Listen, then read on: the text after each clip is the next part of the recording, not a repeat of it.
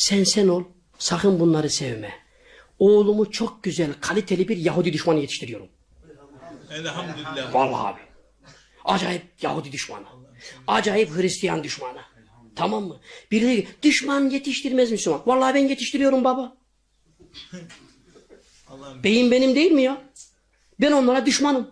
Allah'ın laneti onların üzerine olsun. Amin. Filistin'de çocukları onlar katlederken, Irak'ta 1 milyon insana tecavüz ederken, öldürürken, katlederken, Afganistan'da büyük katliamlar yaparken, en büyük soykırımcı Amerika, İsrail'ken, kalkıp da ben çocuğuma Yahudi ve Hristiyanı sevdirirsem, Allah bana iyi demez. Demez Allah bana. Onlara meyletmeyin diyor Allah. Onlara benzemeyin diyor Allah. وَلَنْ تَرْضَى عَنْكَ الْيَهُودُ وَلَنْ نَسَارَى حَتَّى تَتِّبِعَ مِلَّتَهُمْ. Muhammed Hoca söylemiyor ya. Allah söylüyor. Onlara benzemeyin. Onlara meyletmeyin. Onların örfünü, adetini, geleneğini, göreneğini bir paçavra gibi atın diyor Allah Celle Celaluhu. Ey Müslüman, onlara benzediğimiz için bu hale gelmedik mi? Kızlarımız sokaklarda anadan uryan, çırılçıplak gezer hale geldiler. Ne adı altında? Moda adı altında. Vücutlarını sergiliyorlar. Allah'ın razı olmadığı şekilde, Resulullah'ın razı olmadığı şekilde. Bunlar yaymadılar mı? Yaydılar. Ne yapacağım? 20 lira aldırtacağım oğluma, öyle mi? Hırtat lan. Onların bize ne parası lazım, ne de sevgileri lazım. Allah onlardan nefret etmeyi bize nasip eylesin. Amin. Sevemeyiz arkadaş. Biz Müslümanları severiz. Çünkü Allah ancak müminler birbirinin dostudur diyor. Ancak müminler birbiriyle kardeştir diyor Allah. Yahudiler, Hristiyanlar bizim kardeşimizdir demiyor ki Allah Celle Celaluhu. Ben neden onları seveyim? Turkey, as part of the Idlib ceasefire agreement, had three main responsibilities. One, separate the jihadists and the terrorists from the moderate opposition. Two, get them to stop shooting, adhere to the ceasefire. Three, facilitate the opening of an important highway. Turkey failed with number one, bungled number two, didn't even bother with the third.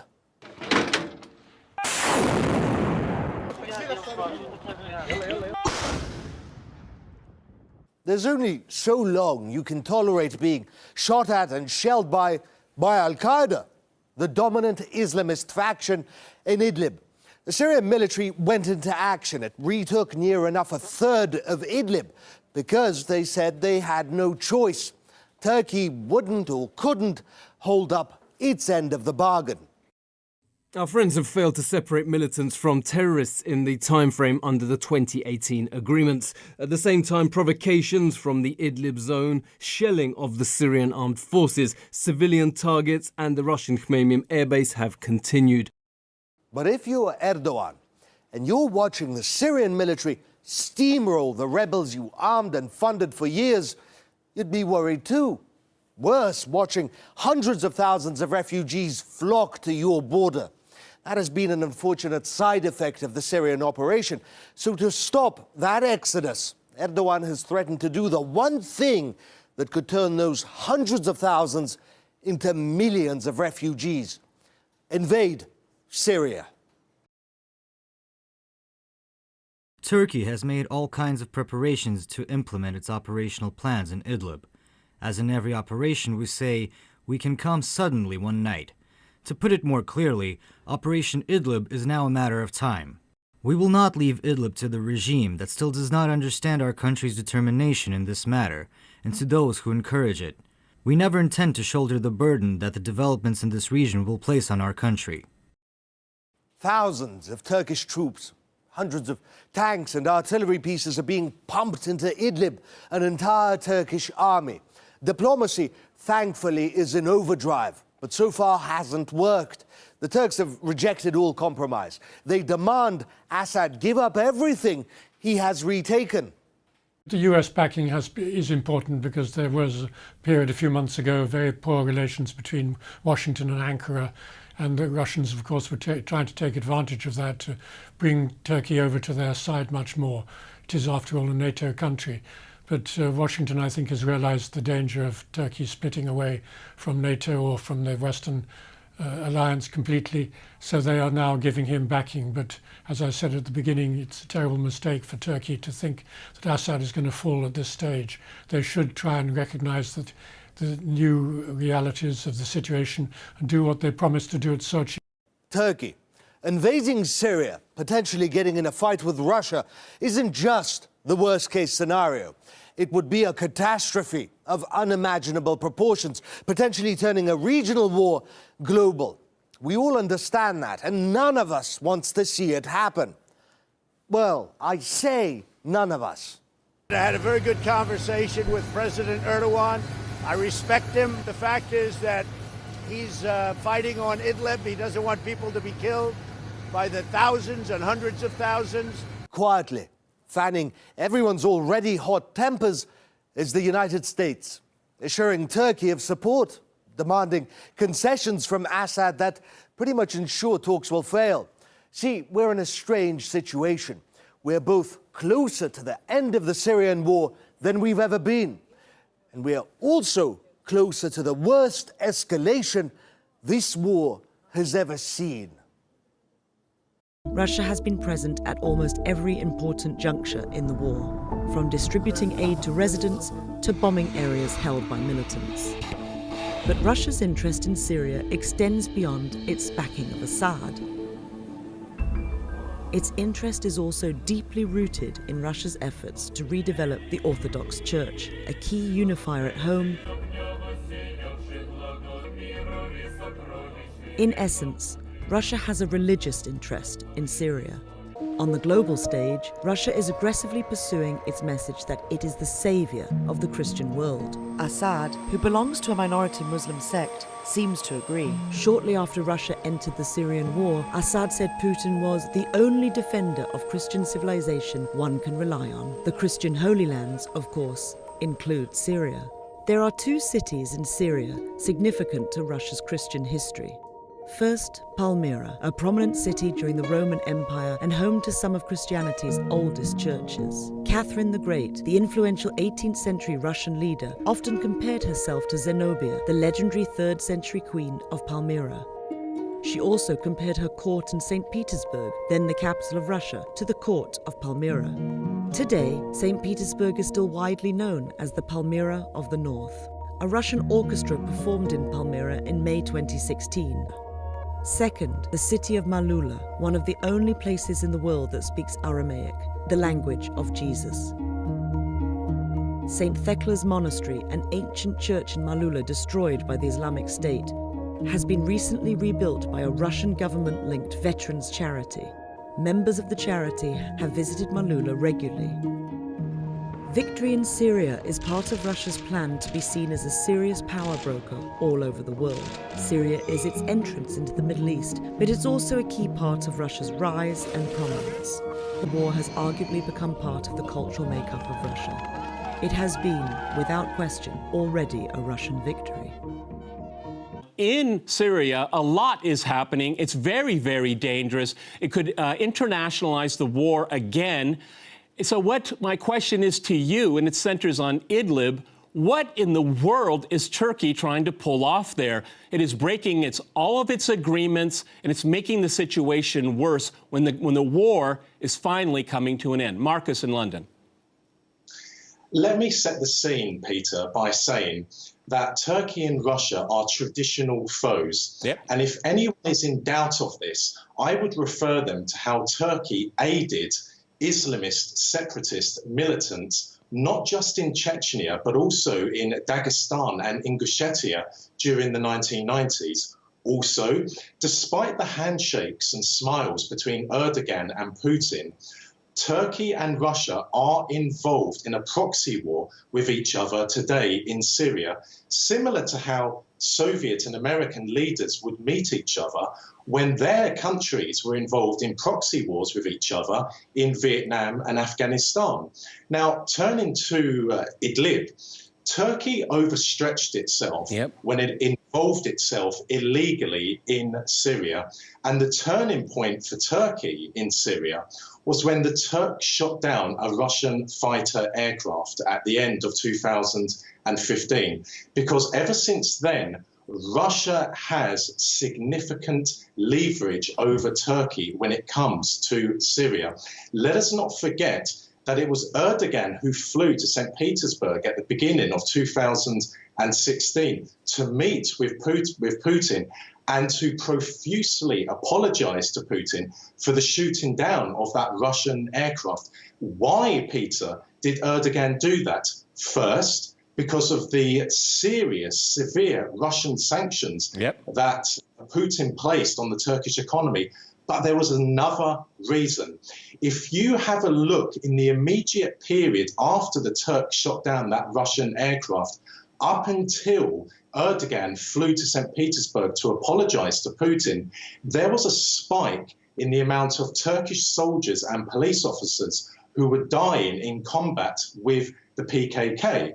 And the PKK and Russia are traditional friends. So I will leave it to Crosstalk's viewers to draw their own conclusions on that matter. But it is suffice to say that today, Turkey in Syria is at the mercy of Russia. We saw in recent days how the Russian Air Force destroyed Turkish tanks and Turkish soldiers without one word of condemnation from Ankara.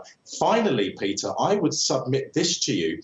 Turkey has been left on its own in Syria by America to face Russia on its own, similar to how the Americans left the British and the French in Egypt to face the Soviet Union during the Suez Canal crisis. You know, Dima, there's been some noise being made. Pompeo is backing Turkey's claims and on goals, all that, but they haven't really done anything yet. And I doubt Donald Trump will pursue that as he's so close to his re-election bid here. But Marcus Papadopoulos is really right. Ever since Russia was invited in to end the conflict in Syria, and this is essentially a conflict against terrorism and terrorists and countries around the world that support terrorists. Turkey is one of them. There's a lot at stake here. Is this, again, one of Erdogan's bluffing games? Because if it is, maybe it works at home. It hasn't worked with the Russians at all. And I would even say the Russian side has shown enormous restraint and patience. Go ahead. Well, I would say that this is just one more of Erdogan's mistakes. It was a mistake in the first place to go against Syria. He had a good relationship with President Assad up until 2011. They went sailing together. And let me remind you that this was one of the reasons why the world kind of acquiesced to Erdogan staying in power longer than any previous Turkish prime minister. His policy in the early 2000s was good relations with all the neighbors, you know, even with Armenia. Unfortunately, he detoured from that policy later on, and Syria was the main disaster, I think. But I would add one detail to what Marcus has just said. So the sequence of events. In September 2015, Russian Air Force starts operating in Syria. Let me remind you that before that, for 11 months, the so-called coalition had been bombing the so-called Islamic State, you know, ISIS. And ISIS continued to expand somehow. Well, they didn't, Dima. What they did is they bombed the infrastructure of Syria to create a failed state in a literal sense. They didn't fight ISIS. That was a very strange bombing, which somehow was accompanied by strengthening of the Islamic State. After Russia moved in September 2015, the Islamic State started to shrink. And now it's almost non-existent, thank God. But, in the end of 2015, the downing of the Russian plane, the souring of relations. In summer 2016, the failed coup attempt against Erdogan, which is very mysterious. I will not make any claims, but after that coup, somehow Mr. Erdogan is very distrustful of the United States. And a lot more positive about Russia, even though warming of relations started before the coup. But that's what makes this, let me go back to Marcus, this is what makes it really such a murky situation here, because Erdogan has got himself again in a situation, he's boxed himself in because he doesn't want to lose face here. And the Russians, back in last December, negotiated a dignified withdrawal to actually clean up the remnants of these terrorist cells in Idlib. And he's broken his word again. How do we get out of this quagmire without a major conflict? Marcus? Well, let me just add to the previous comments, Peter, by saying it wasn't in the interests of France to invade Russia in 1812. It was in the interests of Napoleon. If we take the current situation in Syria, it wasn't in the interests of Turkey to involve itself in Syria, but it was the interests of Erdogan to involve Turkey in Syria. But where do we go from here? Well, it's very, very clear that the Syrian army is advancing rapidly in Idlib, and backed by the Russian military and also backed by the Iranian military.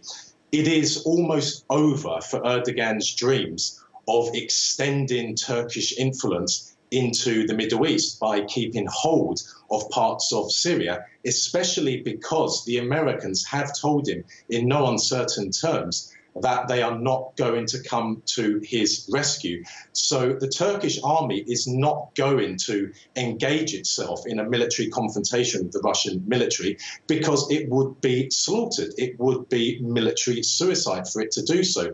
So I think the Turks publicly are saying that they will resist the so-called aggression of the Syrian government and the Syrian army. But in private, they will be saying very different words to the Russians. Erdogan now needs a dignified retreat. Okay, but Marcus, we've already been there. We've already been in that situation, Dima. We've already been in that situation. I mean, what now? Because, like I said, Russia certainly doesn't want to get into a major conflict with Turkey, since relations between the two countries have improved immensely over the last 3 or 4 years. Russia will not get into that conflict for a very simple reason.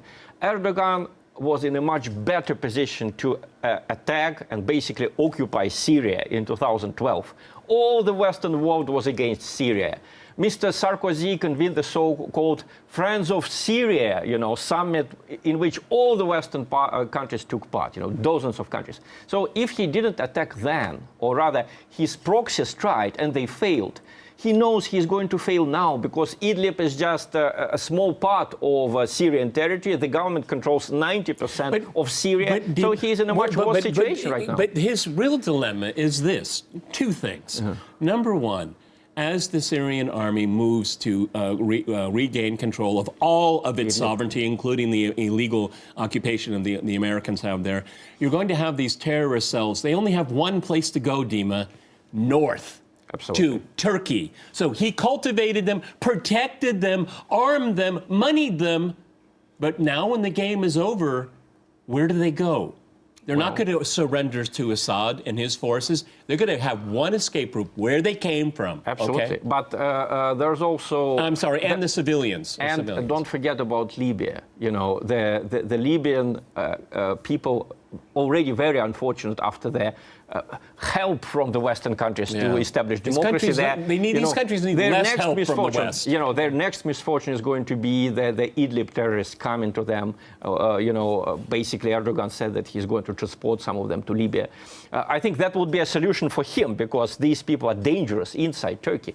But so Erdogan made a mistake on every step of the way. But his main mistake was he was not resolute enough in his opposition to the United States. He took the decision, buy S-400 missiles from Russia. Well, stay with it. But, And then we have South Stream, Turk Stream, we have that. That's a very important thing. He always wants to, have his apple and eat it. He always wants to play Russia against the United States and the West against Russia. And he always fails because the modern West is totalitarian. It doesn't forgive unfaithfulness. He was unfaithful to them with S-400s. They're not going to forgive it. They're going to go after him until the end. That's why the West is totalitarian now. It doesn't forgive. So Russia understands it very well. So if you look at the speeches of Putin about the situation in Idlib and in Syria, if you look at the statements from the foreign ministry, okay, the defense ministry is pretty, defensive. They're military people. They say that the terrorists get artillery support from Turkey. They're telling the truth. Why is the foreign ministry less, more soft-spoken? We know that the West is not going to support him. Yep. And he is going to bluff for some more time and then withdraw. That's what he's good at here. Marcus Papadopoulos, thank you for joining in this part of the program. Second Esdras, Chapter 16. Woe be to you, Babylon and Asia. Woe be to you, Egypt and Syria. Gird up yourselves with cloths of sack and hair. Bewail your children and be sorry, for your destruction is at hand. A sword is sent upon you, and who may turn it back? A fire is sent among you, and who may quench it? Plagues are sent to you, and what is he that may drive them away? May any man drive away a hungry lion in the wood? Or may anyone quench the fire in stubble when it has begun to burn? May one turn again the arrow that is shot of a strong archer? The mighty Lord sends the plagues, and who is he that can drive them away? A fire shall go forth from his wrath, and who is he that may quench it? He shall cast lightnings, and who shall not fear? He shall thunder, and who shall not be afraid? The Lord shall threaten, and who will not be utterly beaten to powder at his presence? The earth quakes, and the foundations thereof. The sea rises up with waves from the deep, and the waves of it are troubled, and the fish thereof also before the Lord.